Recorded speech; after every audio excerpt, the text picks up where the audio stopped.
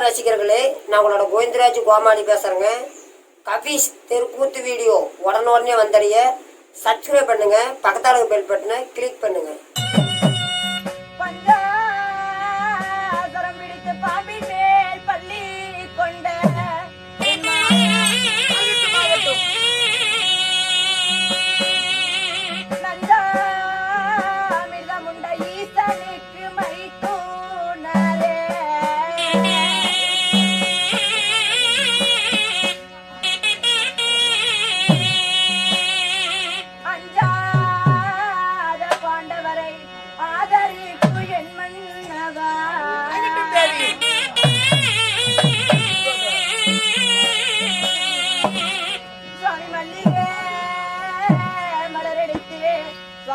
மலர்பாதம் போற்றினேனா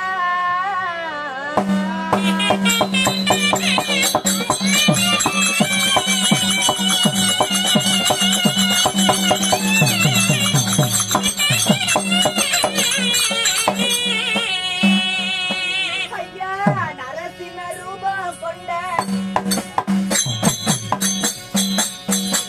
ஐயா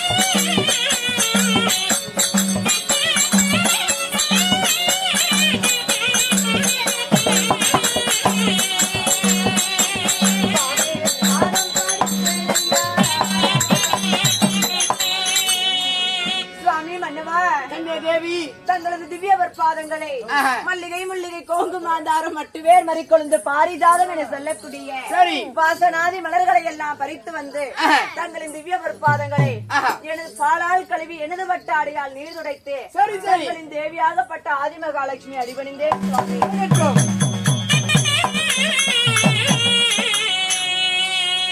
அதாவது கன்னியா தேவி ஆதிமகாலட்சுமி இந்த மன்னனுடைய பதத்தை படித்தபடியா எப்படி இருக்க வேண்டும் தெரியுமா? எப்படி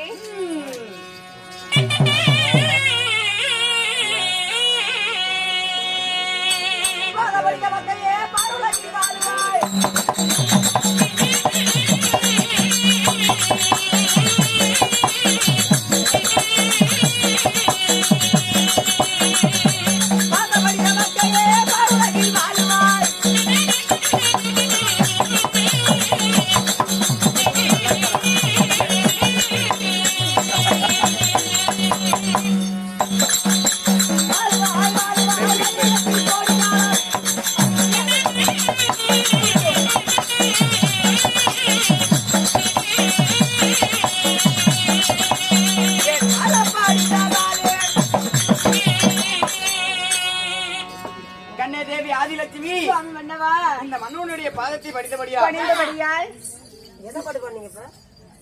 பாதம் படித்த மங்கையே பார்வலகில் வாழுவாய் வாழுவாய் வாழுவாய். வாழுவாய் வாழுவாய்ங்க முந்தானத்து மருந்து குடிச்சு விட்டா